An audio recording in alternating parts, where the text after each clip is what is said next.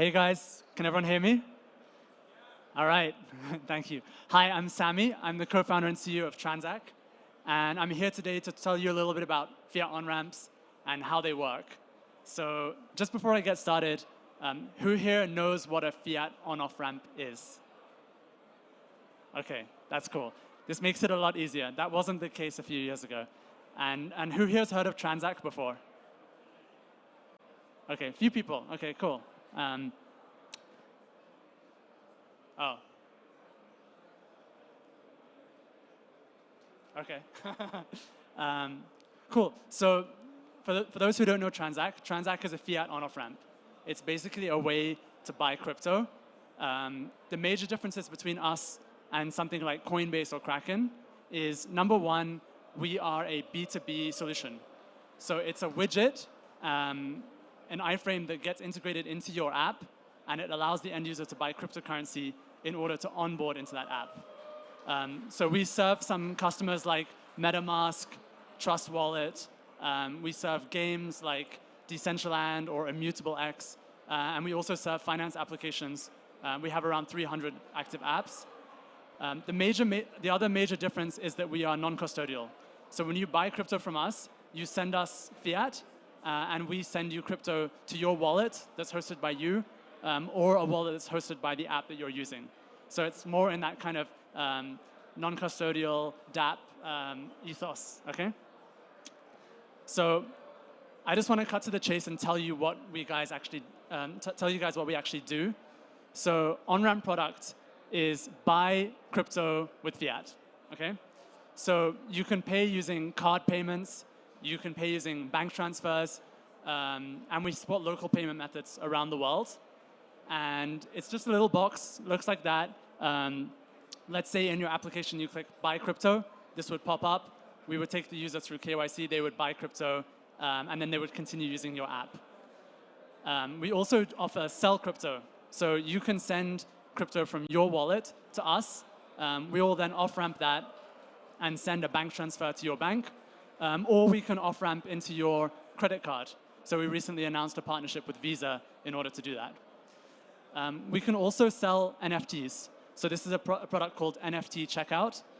And this is quite a unique offering. So what we're actually doing is we're calling your smart contract, and we can sell you an NFT. It can be a primary sale. It can be a secondary sale, so like on the secondary market. And then we can also batch sell NFTs. So you can buy a bunch of NFTs at once. And then we can also do Transak One, which is kind of like NFT Checkout, but for any protocol. So let's say you could on-ramp from fiat into like compound finance, or you can unlock some content on-chain or something like that. So we can execute any smart contract as part of the on-ramp. And then the final product that we offer is corporate on-ramp.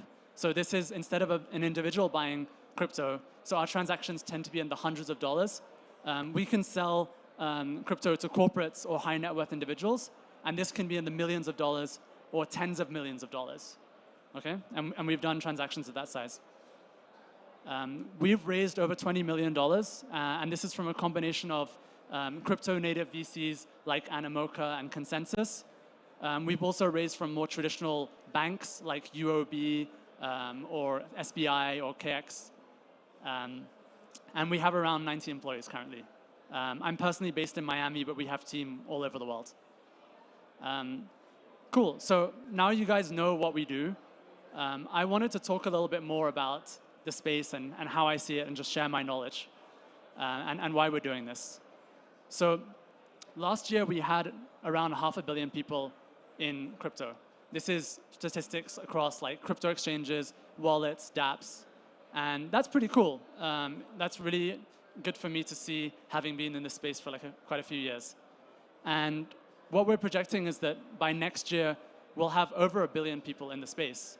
And hopefully in many years to come, that will be pretty much everyone. And we're starting to see a lot of the big names in the space coming in, and that's really exciting. However, there's a big problem, which is that using a blockchain application is really hard. It's really, really hard for a normal person. And I think all of us in this room are like quite crypto native. And for a normal person, and I've watched friends or family try to sign up to use a crypto application, you've got to set up a wallet, you've got to buy crypto, you've got to pay gas fees, and that's not only is that very overwhelming, but it takes hours, and it often can't be done in one sitting, and that's very, very intimidating. And so what we're trying to do is we're trying to solve that.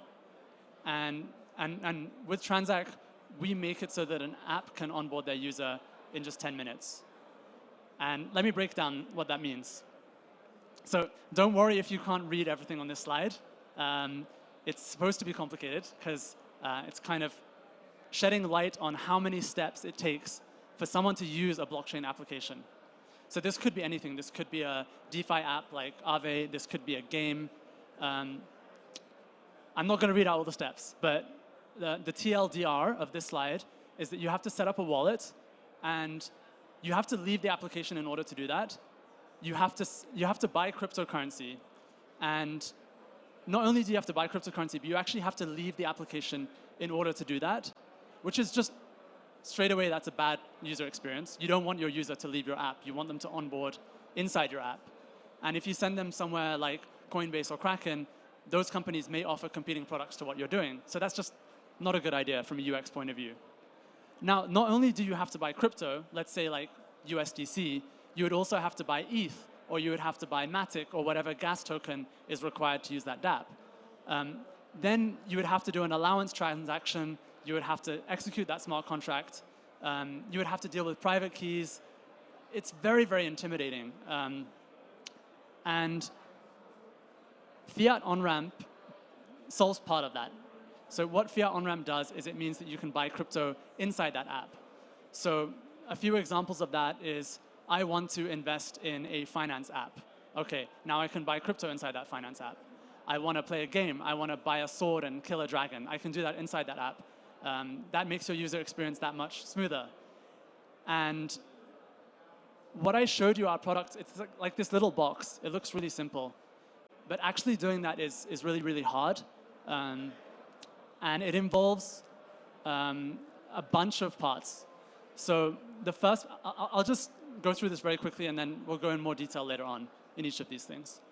So the first part of what we do is we have fiat coverage. So we have to have banks, payment methods in all the different countries, which itself is very operationally heavy. A lot of employees in a lot of countries, a lot of operational partnerships, kind of boring real-world stuff, right? The stuff that like most crypto companies don't want to take care of because it's really, really tough. Then we also connect in with most of the major blockchains. So we've built interfaces into Ethereum, Bitcoin, Polygon, Arbitrum, and we can send and receive crypto on all of those chains and support hundreds of tokens. The next part of that is KYC, AML, and fraud. So doing payments is actually pretty simple. You're just taking a number from one place to another place. The real challenge with payments is doing that in a safe and secure way that's compliant.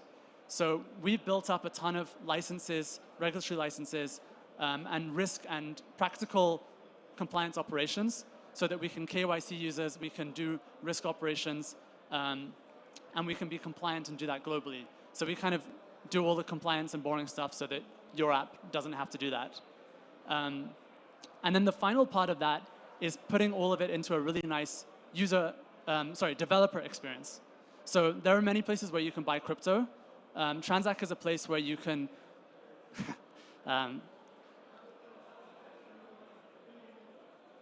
okay, we're back. Transak is a place where you can integrate that into your app. And we offer a lot of customizations in order to do that. And we make your developer experience really nice. Now, with products like Transak One and NFT Checkout, we also take out all of the steps of executing the smart contract. So now with Transak One and NFT Checkout, you no longer need to buy the gas token, you no longer need to execute the smart contract, and we really compress down that user journey. We don't provide wallets, but there are plenty of great companies who do that, such as Magic or Web3 Auth or Privy, and others.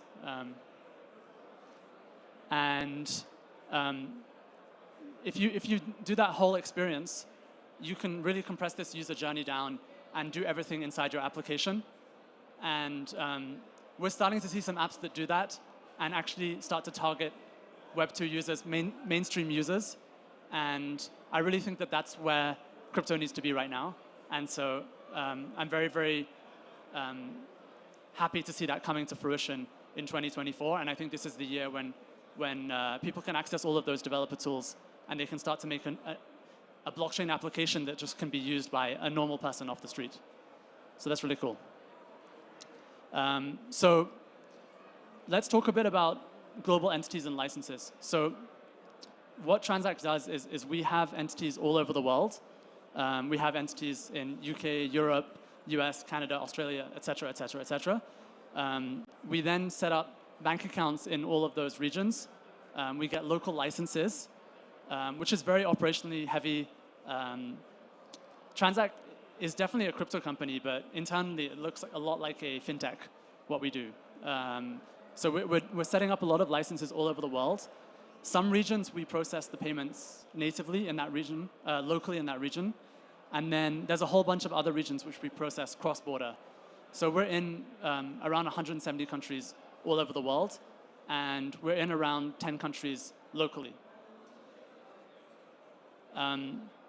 We also put a lot of effort into our risk engine.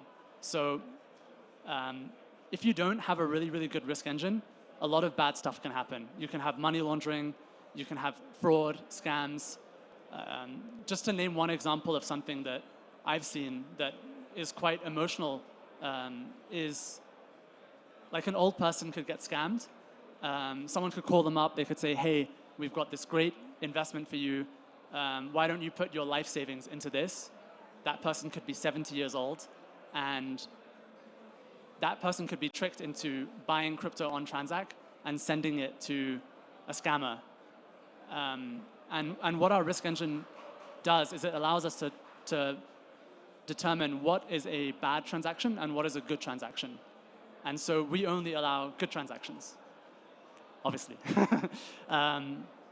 That's a very, very complex problem. It involves a lot of rules, a lot of different signals. So we're looking at the user's IP address, their device biometrics.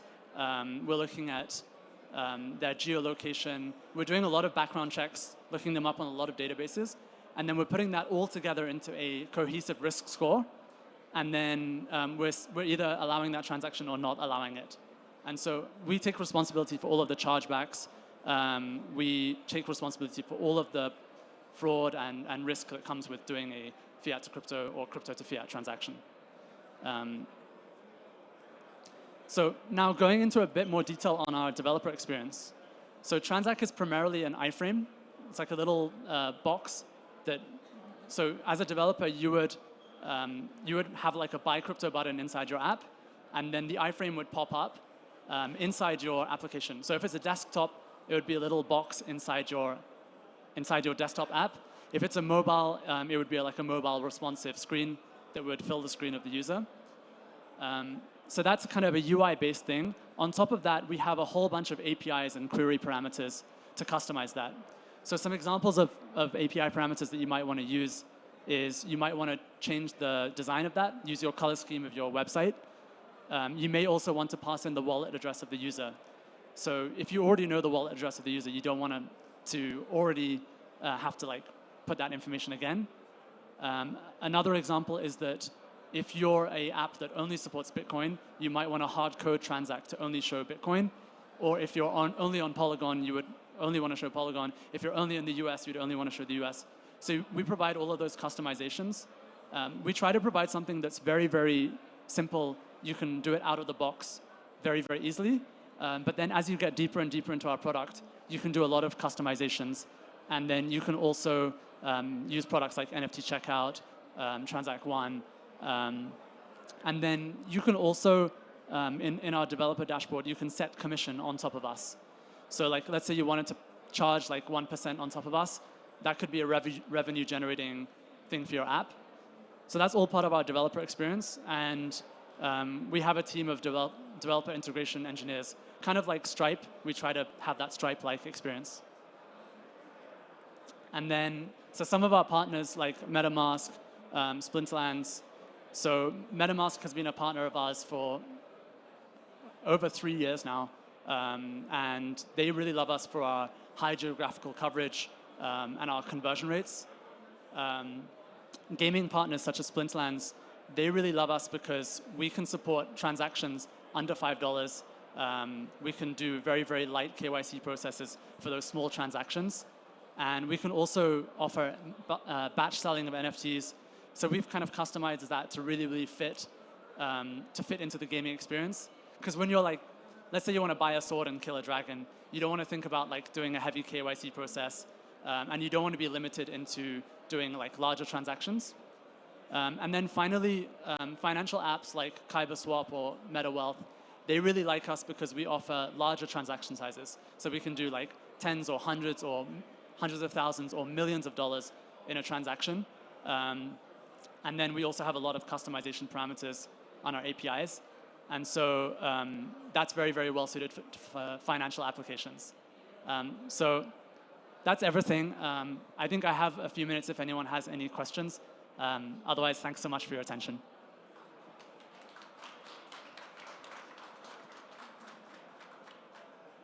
All right. Thank you very much, guys.